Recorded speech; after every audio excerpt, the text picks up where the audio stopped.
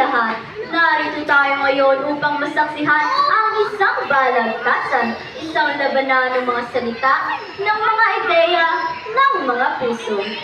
Ang paksa natin ngayong araw, pag-ibig, karunungan, kayamanan, alin ang mas mahalaga?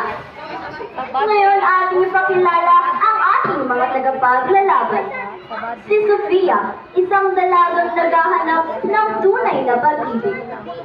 Si Ginang Diego, isang guro na nagtataguyod ng karunungan at edukasyon. Si Mrs. Reyes, isang negosyante na taglay ang kayamanan at kapangyarihan. Simulan na natin ang ating balantasan. Sofia, ikaw ang unang magsalita. Ano ang masasabi mo tungkol sa pag-ibig? Mahal na Ginang Santos, mga minamahal kong tagapakinig. Ang pag-ibig ay parang isang bulaklak na namumulaklak sa gitna ng kagubatan. Isang biyaya na nagbibigay ligaya at pag-asa sa ating mga puso. Ang pag-ibig ay nagbibigay ng kahulugan at sigla sa ating buhay. Naku, Sofia! Ang pag-ibig ay isang mahalagang aspeto ng buhay, ngunit hindi sapat. Ang karunungan ay ang susi sa pag-unlad at tagumpay. Ang edukasyon ay nagbibigay sa atin ng kaalaman at kakayahan upang harapin ang mga hamon ng buhay. Tama ka, Ginang Diego. Ang kayamanan ay hindi maaaring baliwalain. Ito ay nabigay sa atin ng kapangyarihan at kalayaan na magawa ang mga bagay na ating naisip. Ang kayamanan ay nagbibigay ng seguridad at komportableng buhay para sa ating mga pamilya. Ang pag-ibig ay nagbibigay ng kagalakan at kasiyahan sa ating mga puso. Ito ay nagbibigay ng inspirasyon at lakas upang harapin ang anumang mga pagsubok. Ang karunungan ay nagtuturo sa atin kung paano mag-isip ng wasto at kung paano gamitin ang ating kalaman sa kabutihan ng lahat. Ito ang nagbibigay sa atin ng talino at kasanayan upang magtagumpay sa buhay. Ang kayamanan ay nagbibigay ng oportunidad at pribileyo na hindi natin magawa kung wala ito.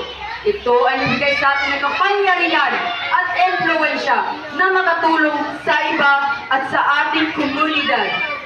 Ang pag-ibig ay nagbibigay sa atin ng kakaibang siya at ligaya. Ito ay nag-uugnay sa atin sa isa't isa at nagbibigay ng tunay na kahulugan sa ating mga buhay. Ang karunungan ay naglalayo sa atin sa kamamangan. Ito ang nagbibigay sa atin ng kakayahan upang mag-isip ng malalim at makatuluhan. Ang kayamanan ay nagbibigay ng kapangyarihan at impluwensya na maging instrumento ng pagbabago at kaunlaran sa ating lipunan. Pag-ibig! Karunungan! Kayamanan! Huminahon po kayong mga kaibigan. Ang pag-ibig, karunungan at kayamanan ay tatlong mahalagang aspeto ng ating buhay. Ang bawat isa ay may kanya-kanyang halaga at importansya na nagbibigay kulay sa ating pag-iral. Tama po, Ginang Santos. Ang pag-ibig ay nagbibigay ng kagalakan at kasiyahan. Ang karunungan naman ay nagbibigay ng talino at kasanayan. At ang kayamanan naman ay nagbibigay ng oportunidad at kapangyarihan. Oo nga po, Ginang Santos. Ang tatlo ay hindi dapat magkakalaban. Ang pag-ibig ay nagbibigay ng inspirasyon. Ang karunungan ay nagbibigay ng gabay. At ang kayamanan naman ay nagbibigay ng mga paraan upang makamit natin ang ating mga pangarap. Tama po, Ginang Santos. Ang pag-ibig, karunungan at kayamanan ay dapat magtulungan upang maging masaganang buhay para sa ating lahat. At sa huli, ang pagpili ay nasa inyo. Ang ating mga halaga at prioridad ang nagdidikta kung alin ang mas mahalaga sa atin. Ang pag-ibig, karunungan o ang kayamanan. Maraming salamat po sa inyong lahat sa pakikinig sa ating balagtasan.